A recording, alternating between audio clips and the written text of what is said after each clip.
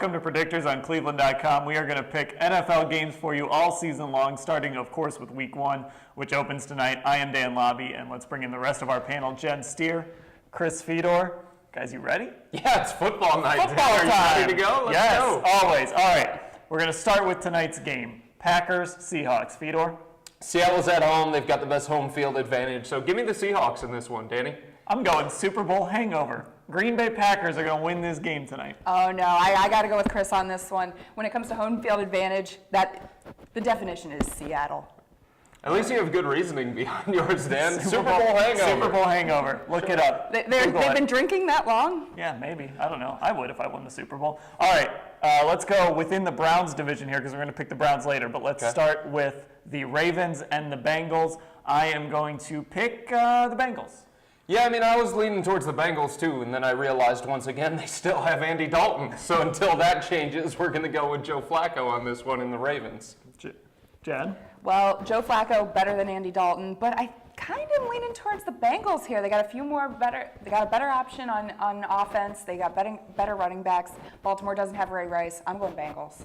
Browns Steelers. Can the Browns do it? Can they go into Pittsburgh, Fedor, and do the unthinkable with Brian Hoyer at the helm? Let the Brian Hoyer era begin. So I decided before we went on the air today that I was not going to pick the Cleveland Browns until they remove Brian Hoyer as the starting quarterback.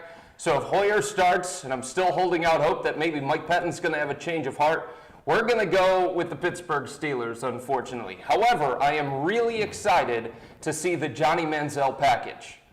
All right, that didn't really come out the way that I wanted to, but I think you understand what I'm saying there. Let's avoid that wording. The package that involves Johnny Manziel. Well, it's the Manziel package. No. That's what they're calling it. Stop it. No. Jen, what do you think of the Manziel package? I'm not going to answer that question. I'm going to pick the Steelers. I just don't think that the Browns have it in them this week 1. I'm with Chris there.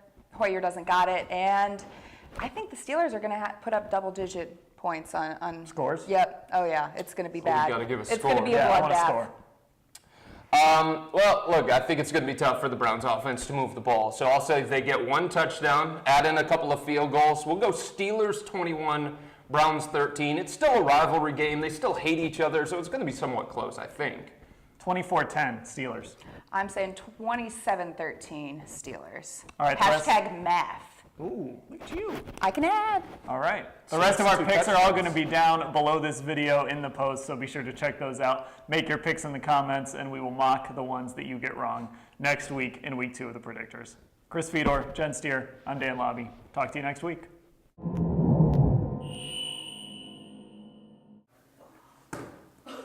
Soft.